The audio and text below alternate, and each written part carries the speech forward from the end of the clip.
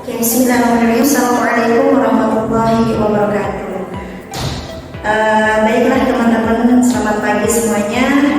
Nah, di sini saya Mbak Latifah, insyaallah akan memberikan video pembelajaran atau video pengajar. Secara tujuan dalam pengajaran ini, tujuan pembelajaran adalah bagaimana mahasiswa mampu mengetahui dan menguasai manajemen pesantren sehingga pengetahuan mahasiswa tentang manajemen tidak hanya normatif pragmatisme, tetapi juga mengetahui praktik yang terhadap lembaga pendidikan terutama pesantren, dan yang ketiga bertakwa kepada Allah yang Maha Esa dan mampu memberikan sikap religius dalam kehidupan bersama masyarakat dan bangsa.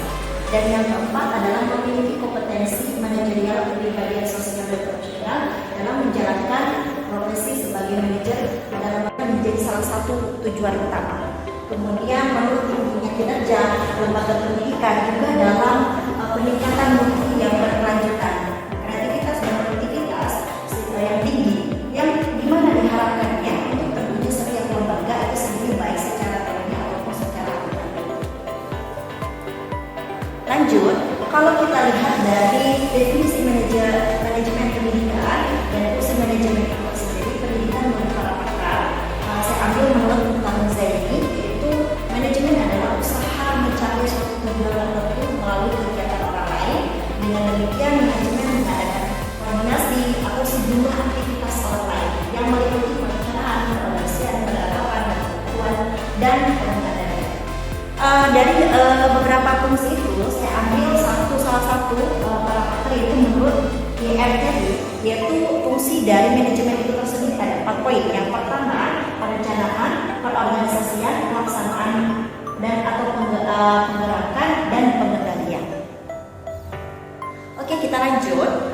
Kemudian kalau kita melihat bahwa manajemen perspektif Al-Quran, dilihat dari Imam Yunus menyatakan bahwa pengertian yang sama dengan hakikat manajemen itu tersendiri adalah at-tadbir, ya, pengaturan.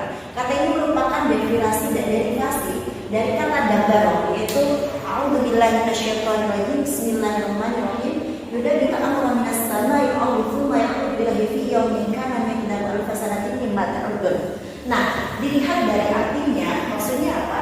Dari isi kandungan ayat ini dapat kita simpulkan bahwa Allah Subhanahu wa taala mengatur dari segala sesuatu itu. Maka dari kata tadi ini adalah korelasi bagaimana kita sebagai manajerial atau sebagai stakeholder untuk memanage suatu lembaga pendidikan itu tersendiri.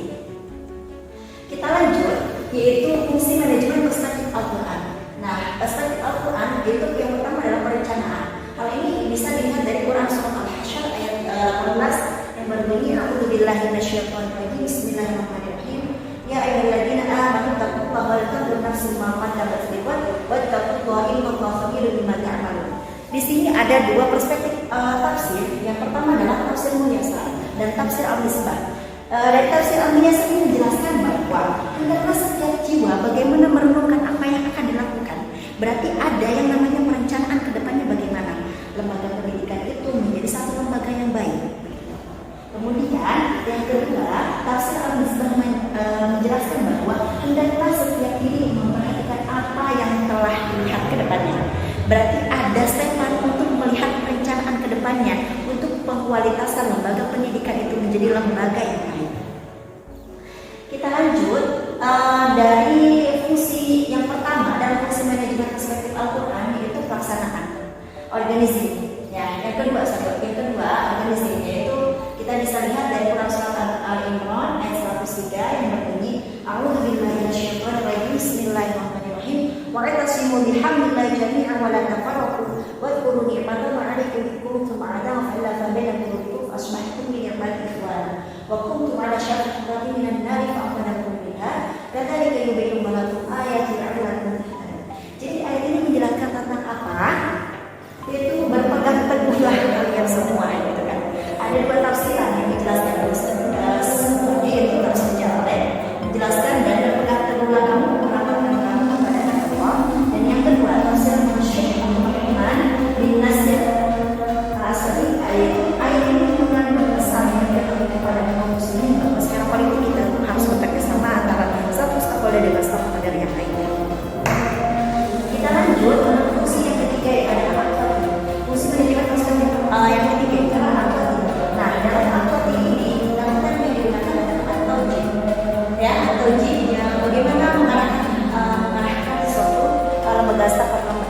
stakeholder itu mengarahkan, ya, membimbing dan lain-lain. Ayat Al-Quran yang bisa kita ambil yaitu surat Al-Quran surat Al-Kahfi ayat 2 yang berbunyi A'udzubillahi minasyaitonir rajim Bismillahirrahmanirrahim qayyiman litunzira ba'san syadidan min ladunhu wa yubashshirul mu'minina alladzina ya'maluna ash-shalihati anna ajran hasanah.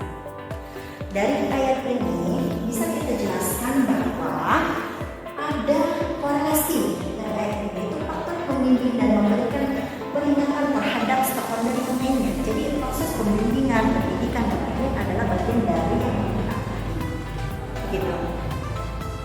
Kita lanjut yang terakhir adalah fungsi manajemen perspektif dan kontrolnya pengawasan.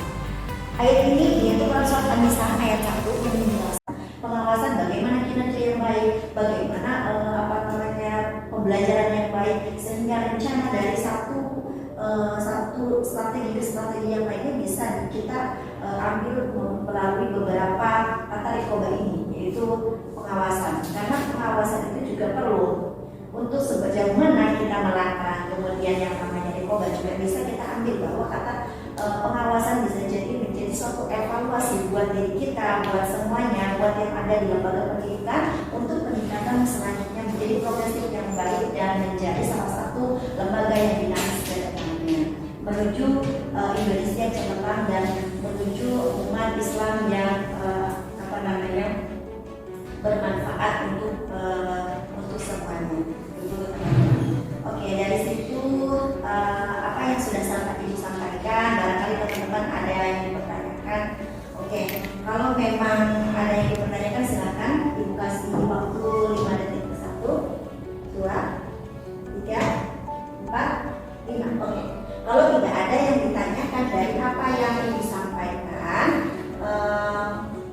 Ibu akan tunjuk salah satu dari mahasiswa di Institut Al-Islam ini untuk menjelaskan beberapa fungsi yang tadi sudah disampaikan. Oke, Ibu tunjuk dan silahkan untuk menjelaskan apa sih fungsi dari manajemen pendidikan perspektif Al-Quran. Bisa dijelaskan kemudian poin-poinnya apa saja. Silahkan Naya. Izin menjawab ya Ibu. Silakan. Untuk fungsi manajemen ini yang bisa mungkin sedikit yang teori watch tadi yaitu planning, organizing, kemudian actuating sama controlling. Yang pertama yaitu planning atau perencanaan, di mana tahap planning ini, tahap perencanaan ini itu tahap menetapkan tujuan dan menentukan langkah-langkah atau cara apa yang harus dilakukan untuk tujuan itu tercapai gitu. Kemudian yang kedua yaitu organizing atau pengorganisasian. Pengorganisasian ini itu proses mengatur semua sumber daya, baik manusianya, kemudian dananya, alatnya, waktunya secara sistematis gitu, supaya bisa mencapai tujuan yang sudah direncanakan tadi. Kemudian yang ketiga yaitu actuating. Actuating ini pengarahan di mana proses pengarahan ini yaitu tahap memimpin, menggerakkan dan memotivasi anggotanya itu supaya mau dan mampu menjalankan tugas untuk agar mencapai tujuan yang sudah direncanakan tadi gitu. Terus yang terakhir itu controlling. Controlling ini itu pengendalian. Pengendalian ini itu proses mengawasi, memantau dan mengevaluasi dan memperbaiki jalannya kegiatan gitu. Kemudian jika terjadi penyimpangan, seorang manajer itu harus segera mengambil tindakan. Terima kasih Vera atas apa yang disampaikan, sudah sangat luar biasa sekali, terutama untuk Vera sekarang. Jadi Ibu bisa tarik benang merahnya apa yang disampaikan Vera itu menggambarkan bahwa fungsi dari manajemen itu ada 4 poin watch tadi ya, planning, organizing, accounting, dan controlling. Dalam memanajkan untuk suatu lembaga pendidikan tanpa planning, organizing, accounting, dan controlling, berarti ada salah satu misalkan di antara ada, maka butuh yang namanya rencana keuangan. Kesimpulannya adalah menghargai perbedaan adalah kunci untuk menciptakan dunia yang lebih damai dan harmonis. Kita semua memiliki tanggung jawab untuk menerima keberagaman sebagai bagian dari kekayaan hidup itu. Ya, itu saja yang dapat saya sampaikan. Terima kasih. Assalamualaikum warahmatullahi wabarakatuh.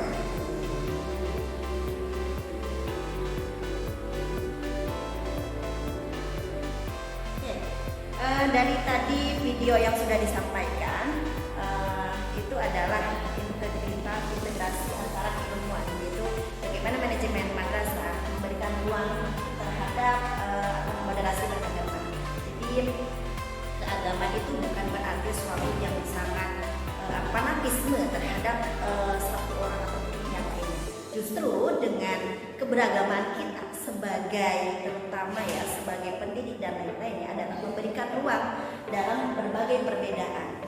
Jadi toleransi yang baik adalah bagaimana kata term yang digunakan dalam Al-Quran adalah tawazun, yaitu dalam arti keseimbangan antara satu dengan yang lainnya, tidak melihat seseorang itu berbeda. Jadi walaupun bersuku-suku bangsa-bangsa ataupun yang lainnya, tapi tetap kita menghargai apapun perbedaan ataupun pendapat yang lain.